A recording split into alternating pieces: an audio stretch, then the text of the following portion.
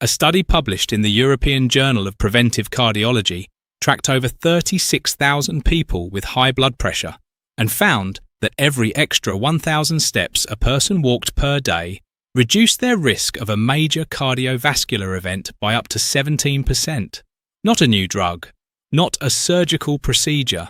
Steps, the kind you take from your front door to the end of the block and back. And here's what makes this research different from the usual exercise is good for you advice. The benefits started showing up at just 3,000 steps per day. That's roughly 25 minutes of gentle walking.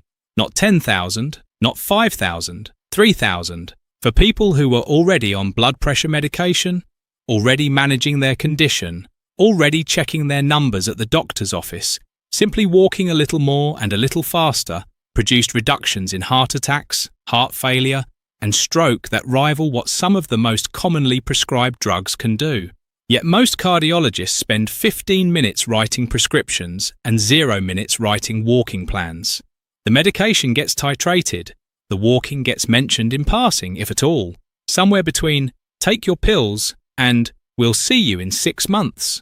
And that's a mistake, because the cardiovascular science behind walking is far more dramatic than most people realize. What I'm about to show you is why walking changes the actual plumbing of your cardiovascular system in ways that pills physically cannot. And I'll give you the exact protocol at the end, including timing, speed, and duration, so you know precisely what to do starting tomorrow morning. The study was led by Sonia Cheng and a team of researchers at the University of Sydney. It was presented at the European Society of Cardiology conference in August 2025 and published in the European Journal of Preventive Cardiology. The researchers pulled data from 36,192 participants in the UK Biobank who had confirmed hypertension. Every participant wore a wrist-mounted accelerometer for 7 consecutive days, so the step counts and walking speeds were measured objectively, not self-reported. Over a follow-up period, averaging 7.8 years, the researchers tracked who experienced a major adverse cardiovascular event, which includes heart attacks, heart failure, stroke, and cardiovascular death. They then mapped those outcomes against daily step counts and something called peak 30-minute cadence, which measures how fast a person walked during the fastest half hour of their day. The findings were striking on 2 fronts. First, compared to people who took about 2,300 steps per day, those who took just 1,000 more steps showed a significant drop in cardiovascular events. The dose-response relationship was nearly linear up to 10,000 steps. Every additional 1,000 steps was linked to reductions ranging from 9 to 24% for death, heart failure, and heart attacks. Beyond 10,000 steps, the benefits specifically for stroke continued to accumulate. Second, and this is the part that caught the attention of the cardiology community, walking speed mattered independently of total step count. People who walked at a faster pace during their peak 30 minutes had lower cardiovascular risk, even if their total daily step count wasn't particularly high. In other words, a brisk 25-minute walk could be more protective than a slow shuffle lasting twice as long.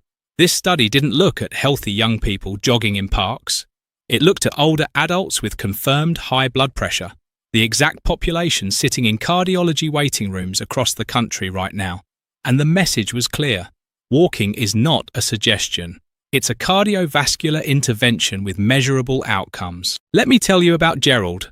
Gerald was 73, retired postal worker, and had been on amlodipine and lisinopril for 11 years to manage his blood pressure. His numbers were stable but never great. They hovered around 142/88, which his cardiologist called adequately controlled.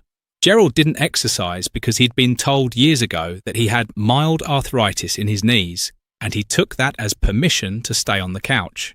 His daily step count, when his daughter bought him a fitness tracker for Christmas, was 1,800, barely the distance from his bedroom to the kitchen and back a few times. His daughter made a deal with him. 3 walks a day, 10 minutes each after every meal. Nothing aggressive, just out the door, around the cul-de-sac and back. Gerald agreed mostly to stop hearing about it. 6 weeks later, At his next cardiology appointment, his blood pressure read 128/79. His cardiologist asked him if he'd changed his medication. He hadn't changed anything except the walks. Gerald's story is not unusual, and the reason it works comes down to what walking does at the level of the blood vessel wall itself. When you walk, your heart rate increases modestly and blood flow speeds up. That faster flow creates something called shear stress on the inner lining of your arteries, the endothelium. Shear stress is a physical force, literally the friction of blood moving across the surface of the artery wall, and your endothelium responds to that friction the way a muscle responds to being stretched. It produces more nitric oxide. Nitric oxide is the master relaxation signal for your blood vessels. When it's released, the smooth muscle surrounding your arteries relaxes, the vessels widen, and blood pressure drops. A single walking session can increase nitric oxide production for several hours afterward. Regular walking, day after day, actually remodels the endothelium to produce nitric oxide more efficiently, even at rest. The blood vessels become better at relaxing on their own, but the benefits don't stop at nitric oxide. Walking also reduces the activity of your sympathetic nervous system, which is the fight or flight wiring that keeps blood pressure elevated in people who are under chronic stress, sleeping poorly, or sedentary. When you walk regularly, the sympathetic tone drops, and your parasympathetic system, the one responsible for rest and recovery, gets stronger. Your baseline heart rate decreases, your resting blood pressure comes down, and the vessel walls themselves become more elastic and compliant over time instead of stiffening with age. There's also an anti-inflammatory effect that most people aren't aware of. Chronic low-grade inflammation damages the endothelium and accelerates atherosclerosis, the build-up of plaque inside your artery walls. Regular walking has been shown to lower C-reactive protein and interleukin-6, two of the most important inflammatory markers tied to cardiovascular disease. This means walking isn't just lowering the pressure, it's protecting the actual structure of the blood vessel wall from the kind of damage that leads to heart attacks and strokes. No blood pressure pill works through this mechanism. Medications reduce blood pressure through chemical pathways, blocking receptors, reducing fluid volume, or inhibiting enzymes. They're effective, and I'm not telling anyone to stop taking them, but they don't repair the endothelium. They don't retrain the blood vessel walls to relax naturally. Walking does both. There's a specific window during the day when walking becomes especially powerful for your cardiovascular system, and it's the 15 minutes right after you eat. After a meal, your blood sugar rises. That's normal, but in people who are older, pre-diabetic, or insulin-resistant, those post-meal blood sugar spikes can be sharper and last longer than they should. And here's the cardiovascular connection most people never hear about. When blood sugar stays elevated after eating, it triggers a spike in insulin. Chronically elevated insulin tells your kidneys to retain sodium. More sodium means more water pulled into the bloodstream. More water means more volume pressing against your artery walls. Blood pressure climbs. Walking immediately after eating intercepts this process at the front door. Your muscles start contracting, and contracting muscles are hungry for glucose. They pull sugar out of the bloodstream directly, without needing extra insulin. Post-meal blood sugar comes down faster. The insulin spike is smaller. The kidneys retain less sodium, and blood pressure stays lower through the afternoon and evening instead of spiking and crashing. Multiple clinical studies have confirmed that just 10 to 15 minutes of walking after meals significantly reduces post-meal blood sugar peaks, even in healthy individuals. For people with high blood pressure, this effect is even more important because the insulin-sodium blood pressure loop is often the hidden driver that keeps their numbers elevated despite medication. Think of it this way. Your blood pressure medication is working to bring the baseline down, but every time you eat and then sit on the couch, you're spiking the very system the medication is trying to control. A short walk after meals breaks that spike before it starts. One of the most common things I hear from older adults is that they can't exercise because they have bad knees, a bad back, or they tried once and got hurt. And I understand that. A 45-minute gym session or a 3-mile jog is a real barrier for someone with joint problems, balance concerns or a history of falls. But the research on walking tells a completely different story about what actually works. The blood pressure benefits of walking are comparable whether you do it as one continuous session or break it into shorter pieces throughout the day. A 2024 analysis published in the Asian Light Medical Summary found that the benefits on both systolic and diastolic blood pressure held whether walking was done in one 30-minute block or split into 3 10-minute walks spread across the day. And the 2024 ESC hypertension guidelines specifically recommend combining aerobic activities like walking with isometric exercises tailored to individual fitness levels. For anyone over 60, splitting walks into 3 10-minute sessions after meals is usually better than one longer session for several reasons. First, it's manageable. Most people can walk for 10 minutes without significant discomfort. Second, it specifically targets the post-meal blood sugar and insulin spikes that drive blood pressure elevation.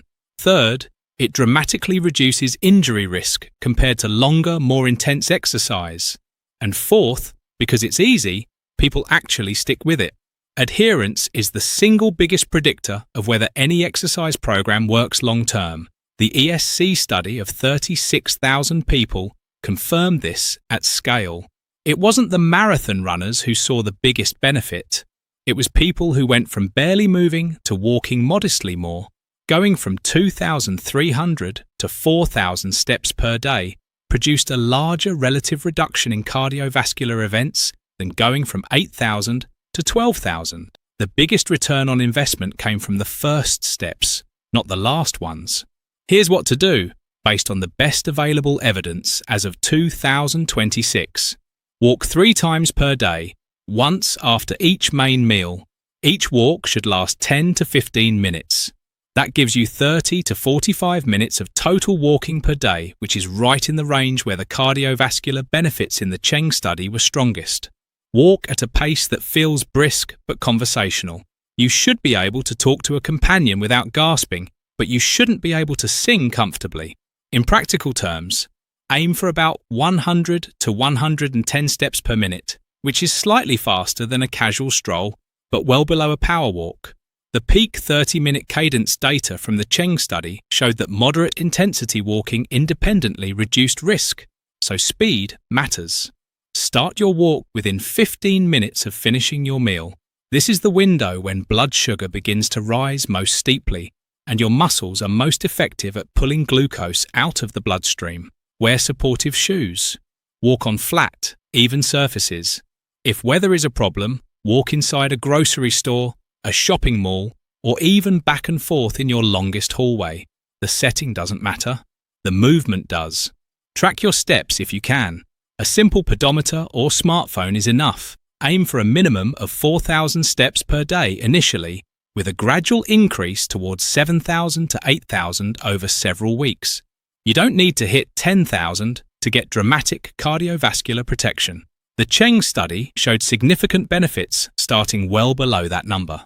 If you want to monitor the results yourself, invest in a basic home blood pressure monitor. Take your reading at the same time each morning before eating and before walking, and record it in a notebook or on your phone. After 2 to 4 weeks of consistent post-meal walking, compare your weekly averages. Most people see a measurable drop within 3 weeks. Some see it sooner. The important thing is that the trend line moves downward over time, not that every single reading is perfect. And most importantly, tell your doctor what you're doing. If your blood pressure starts dropping consistently after several weeks of regular walking, your medication may need to be adjusted downward. That's a good problem to have, but it's one your doctor needs to know about. Some patients who commit to daily walking eventually reduce their medication dose under medical supervision. Others maintain their dose, but see numbers that are significantly lower and more stable than pills alone could produce. Walking is not a nice to have. It's not a lifestyle suggestion to nod at and forget. For people with high blood pressure, it is a cardiovascular intervention with hard data behind it, studied in over 36,000 people, showing dose-dependent reductions in heart attacks, heart failure, stroke, and cardiovascular death. It repairs your endothelium, boosts nitric oxide, breaks the insulin-sodium loop that spikes your pressure after meals, and remodels your blood vessels in ways that no medication on the market can replicate. You now understand why walking works at the level of your artery walls, why timing it after meals matters, why short walks outperform long workouts for most seniors, and exactly how to structure a walking protocol that matches the best evidence available. You don't need expensive equipment. You don't need a gym membership. You don't need to be an athlete. You just need a pair of shoes and a front door, and the decision to use both, starting tomorrow.